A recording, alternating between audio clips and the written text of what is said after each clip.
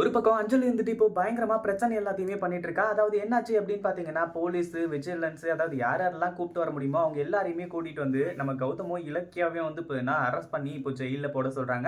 ஏன்னா அஞ்சலி வந்து பார்த்தீங்கன்னா இப்போ காயத்தோட இருக்கா. அவ வந்து பார்த்தீங்கன்னா காயத்தோட போய் அதாவது கேஸ்லாம் வந்து பார்த்தீங்கன்னா குடுத்து, கடைசியில வந்து பார்த்தீங்கன்னா இவங்கலாம் வந்தா கடைசியில வந்து பார்த்தீங்கன்னா நம்மள ஒண்ணு சேர்த்து வச்சுருவாங்க அப்படின்னு சொல்லிட்டு வந்து நினைச்சிட்டு இருந்தா. ஆனா கடைசியில அங்க வந்து பார்த்தீங்கன்னா நடந்ததே வேறையா இருந்துட்டு இருக்கு. நம்ம இலக்கியாவும், கௌதமும் ஒரு பிளான போட்டா, இந்த அஞ்சலி என்னடான்னா வேற ஒரு பிளான போட்டு எங்க கடைசியில வந்து பார்த்தீங்கன்னா இப்படி வந்து நின்னுட்டு இருக்கா.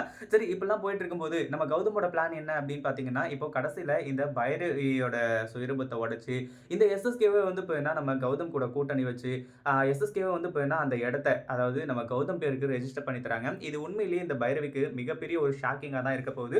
எப்புட்றா வந்து பார்த்தீங்கன்னா இப்படி பரம எதிரியா இருந்த நம்ம கௌதமும் எஸ்எஸ்கேவும் வந்து பார்த்தீங்கன்னா இப்படி ஒத்துமையா மாறுனாங்க அப்படின்னு சொல்லிட்டு வந்து நினைச்சு எல்லாருமே வந்து பார்த்தீங்கன்னா பயங்கர ஷாக் ஆக போறாங்க. அதுக்கு முன்னாடி என்ன விழான் நடக்குது அப்படின்னு சொல்லிட்டு பார்க்கறதுக்கு முன்னாடி, இப்பதான் நம்ம சேனலுக்கு ஃபர்ஸ்ட் டைம் வரீங்க அப்படின்னா, கீழ இருக்க சப்ஸ்கிரைப் பட்டன பிரஸ் பண்ணிக்கோங்க. இப்போ நம்ம கௌதம் இருந்துட்டு இந்த பிரச்சனை எல்லாத்தையுமே முடிச்சுட்டு, நேரா வந்து பார்த்தீங்கன்னா அங்க போலாம் அப்படின்ற மாரி நெனைக்கிறாங்க. ஆனா என்னாச்சு அப்படின்னு பார்த்தீங்கன்னா, அந்த எஸ்எஸ்கே இருந்துட்டு அதுக்குள்ள அந்த இடத்த தான் பேருக்கு வந்து பார்த்தீங்கன்னா ரெஜிஸ்டர் பண்ணிட்டாரு. அதனால என்னாச்சு அப்படின்னு பார்த்தீங்கன்னா, இந்த பைரவிக்கு ஒரே கொண்டாட்டம் ஆயிடுச்சு.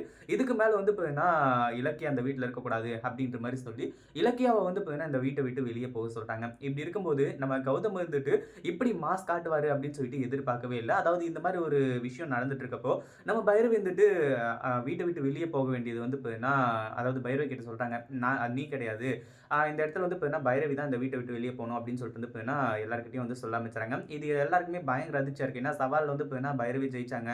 இலக்கியா வந்து பார்த்தீங்கன்னா, வீட்ட விட்டு போணும் அப்படின்ற மாரி தான் இருந்தாங்க. கடைசில தான் ஃபிளாஷ்பேக் என்ன நடந்துச்சு அப்படின்றத சொல்றாங்க. அதாவது எஸ்எஸ்கே இருந்துட்டு தான் பேருக்கு ரெஜிஸ்டர் பண்ணதா சொல்லிட்டு இருக்காரு இல்லையா? அதுதான் கிடையாது. ஆனா நம்ம கௌதம் பேருக்கு வந்து பார்த்தீங்கன்னா, அவரு இப்போ மாத்தி குடுத்துட்டாரு அப்படின்னு தான் சொல்லணும். அவருக்கு நல்ல மனசு வந்துச்சு போல. அதனால தான் வந்து பார்த்தீங்கன்னா, கௌதம் கிட்ட அந்த சொத்தையும், அந்த இடத்தையும் வந்து பார்த்தீங்கன்னா, இப்போ எழுதி குடுக்குறாங்க. கௌதம் இது வந்து பார்த்தீங்கன்னா, நான் உனக்கு குடுக்குற கிஃப்ட் அப்படின்ற மாரி வந்து சொல்லிக் குடுக்குறாங்க. இது உண்மையிலேயே பார்க்கறதுக்கும், கேட்கறதுக்கும் வந்து பார்த்தீங்கன்னா, நல்லா தான் இருக்கும். பட் என்ன நடந்துச்சு அப்படின்னு பார்த்தீங்கன்னா, எஸ்எஸ்கே இருந்துட்டு நம்ம ரேவதியோட முழு விஷயத்தையும் வந்து பார்த்தீங்கன்னா தெரிஞ்சுக்கிறாங்க. அதாவது இந்த இடத்துல வந்து பார்த்தீங்கன்னா, நம்ம கௌதம் யாரு? அதாவது அதே அதே மாரி வந்து பார்த்தீங்கன்னா, ரேவதிய கொல்லணும்னு சொல்லிட்டு வந்து நெனச்சிருந்த அந்த எண்ணம். இது எல்லாத்தையுமே வந்து பார்த்தீங்கன்னா, மாத்திக்கிட்டு தான் இந்த மாரி ஒரு வேலைய செஞ்சிருக்காங்க. அதாவது நம்ம கௌதம் வந்து பார்த்தீங்கன்னா எஸ்எஸ்கேவோட சொந்த மகன் அப்படின்னு சொல்லிட்டு வந்து சொல்லி, அத கௌதம் கிட்ட சொல்றாங்களா அப்படின்னு கேட்டா கிடையவே கிடையாது. நம்ம கௌதம்க்கே பயங்கர டவுட்டாவும், ட்விஸ்ட்டாவும் இருந்துச்சு.